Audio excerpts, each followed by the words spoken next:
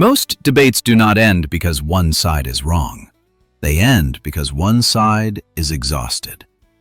You speak more, explain further, provide more reasons, and the more you do so, the more the other person tries to defend their position to the bitter end. No one changes their mind. Only your energy is drained.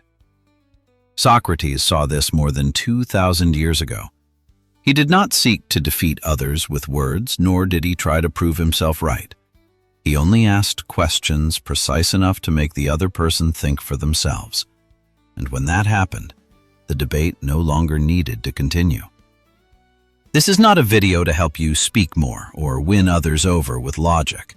This is part of Stoic journey, a journey to cultivate a type of silent strength, knowing when to stop, knowing when to ask a question, and knowing how to walk away from the debate without losing your composure. If you are tired of explaining too much, arguing too long, and constantly trying to prove yourself right to people who do not truly want to listen, stay. If you want to learn how to maintain clarity in your mind, even when others are trying to pull you into a contest of winning and losing, then this journey is for you. You can leave a comment. Which debate has drained your energy the most? Sometimes just by naming it, you have already taken a step away from it. And if you know someone who is always stuck in arguments, share this video with them. Perhaps they do not need more logic, but just the right question. And all clarity always begins with the right question. Question 1. How do you know that is true?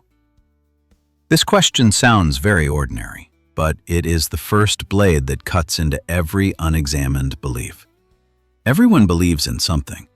The problem is not the belief itself, it is that very few people know why they believe what they do.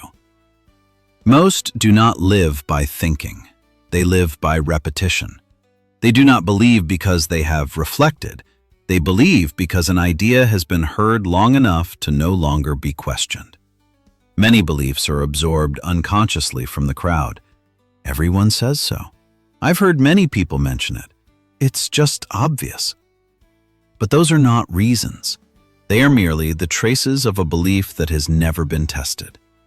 When you cannot point to the origin of the thought you are carrying, what you call truth is often just an emotion dressed in a thin layer of rationality. People believe that social media is destroying the world. They believe that success must be tied to a degree. They believe that happiness is synonymous with more money. These beliefs are so familiar that no one asks about them anymore. But with just one sentence, how do you know that is true? Much of that certainty begins to shake. Not because the belief is immediately wrong, but because for the first time, it is forced to stand on its own 2 feet. Socrates understood this very well. He knew that anything left unexamined would soon control you in silence. Therefore, he did not attack the conclusion. He returned to the source. When a young man told him that philosophy was useless because everyone thinks so, Socrates simply asked, "Everyone? Or just you?" That question was not an insult. It opened up a space, a place where repetition no longer had the power to hide the emptiness of thought. So, when someone says something is impossible, do not be quick to refute them. Ask, whose experience are you basing your certainty on? Then, stop. The silence following the question is where the truth begins to emerge. Because when a belief cannot explain why it exists, it loses its right to guide action. Question 2. What are you assuming? Every argument is like an iceberg. What you hear is only the tip. What keeps it standing lies beneath, invisible assumptions that have never been named. Humans rarely argue using facts. They argue using what they take for granted. Many people assume that success requires working to the point of exhaustion. That belief sounds reasonable, so it is rarely doubted. But just by asking, "What are you assuming?" the foundation begins to crack. Does success truly always come at the cost of health? Is slowing down truly a failure? Or are those just assumptions repeated long enough to look like the truth? This is the true power of the Socratic question. It does not destroy by attacking, it destroys by awareness. It illuminates the foundation that even the speaker has never examined. Seneca once said that we suffer more in imagination than in reality, because humans do not live according to the truth, but live within unverified assumptions. A young soldier once asked Marcus Aurelius, "How can I avoid being insulted?" And he replied, "Words cannot insult you, unless you assume they can." That answer did not soothe emotions. It pointed directly to the hidden assumption that others have the right to define your value. So, how do you use this question? When someone says, "I failed because I'm not good enough," ask, what standard are you comparing yourself to? At that moment, the foundation of comparison, one of the deepest sources of suffering, begins to fracture. When an assumption is dragged into the light, the argument loses its force, and thought begins to be free. When assumptions are exposed, logic loses its footing, and at that point, the question no longer lies in the argument, but in the truth behind it. Question 3. Are you defending the truth or your ego? Every debate is like a mask. On the outside are logic, evidence, and statements that sound perfectly reasonable. But behind that mask is often something else, the ego seeking to defend itself. Humans rarely argue simply to find the truth. Most of the time, they argue so they don't have to admit they might be wrong. Many people believe they are standing on the side of truth, but when questioned, they become defensive. When countered, they grow angry. And that is the first sign that what they are protecting is no longer an argument, but their ego. The moment the question arises, are you defending the truth, or are you defending your ego? The flow of the debate begins to shift. This is the power of the Socratic question. It does not target the conclusion, it targets the motive. When the motive is brought to light, the argument loses its footing. Epictetus once said that it is impossible for a man to learn what he thinks he already knows. For when the ego takes charge, the door to learning has already closed. Marcus Aurelius used to remind himself, "If someone irritates me, the fault lies not with them, but in how I receive it." That statement points to the deepest assumption. The ego always wants to be protected. It is precisely when tension rises that this question begins to take effect. No need for more arguments, no need for more logic, just a pause to turn inward and ask, is what I am holding on to the truth, or just the feeling of not wanting to lose? In that instant, the focus of the debate changes direction. The moment you realize you are defending your ego, the battle is over. The urge to rebut subsides. The need to prove yourself right dissolves. And for the first time, you are no longer standing opposite another person. You are standing before yourself. That is not a concession, but an awakening. A single second of looking directly at your own motive is more powerful than hours of meaningless debate. When the ego is set down, space for the truth finally opens up. Not because you have become weaker, but because you are no longer being pulled off course by your vanity. Not every debate needs to be won, but every ego needs to be illuminated. Question 4. If this did not affect you, would you still be arguing? Not every debate begins from conviction. A great many debates begin from self-interest.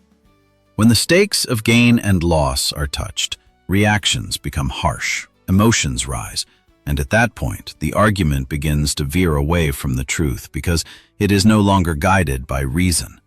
You will recognize this clearly. Some issues are inherently small, yet cause a person to react with unusual intensity, not because the issue is important, but because it touches their position, prestige, interests, or the image they maintain. When the reaction far exceeds the nature of the problem, it is no longer a debate. It is a sign that an interest has been disturbed. The moment the question arises, if this did not affect you, would you still be arguing? The light is immediately switched on. Not to refute the argument, but to shine directly on the motive behind it. Marcus Aurelius once reminded us that humans are rarely guided by reason as much as they think, but rather by what they perceive as beneficial to themselves. When interests are threatened, the mind quickly puts on the cloak of principle to justify itself. This question requires no proof, only a pause to face oneself. If my own gain were not involved here, would I still need to be this right?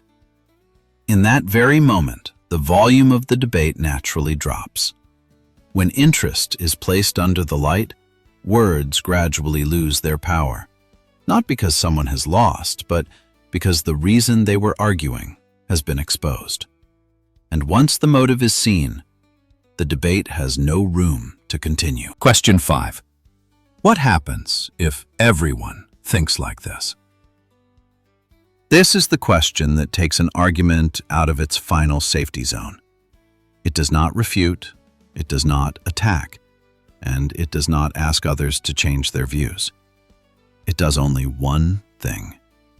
It forces what is being said to exist in the real world, rather than just standing firm within the speaker's personal circumstances.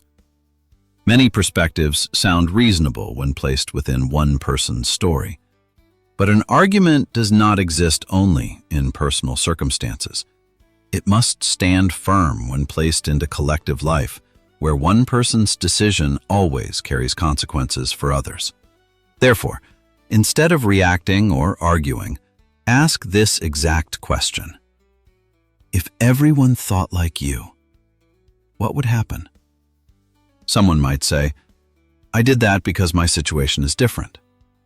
It sounds reasonable. But if everyone believes their situation is an exception, then what remains of principles? Someone might say, I'm only breaking the rule this one time.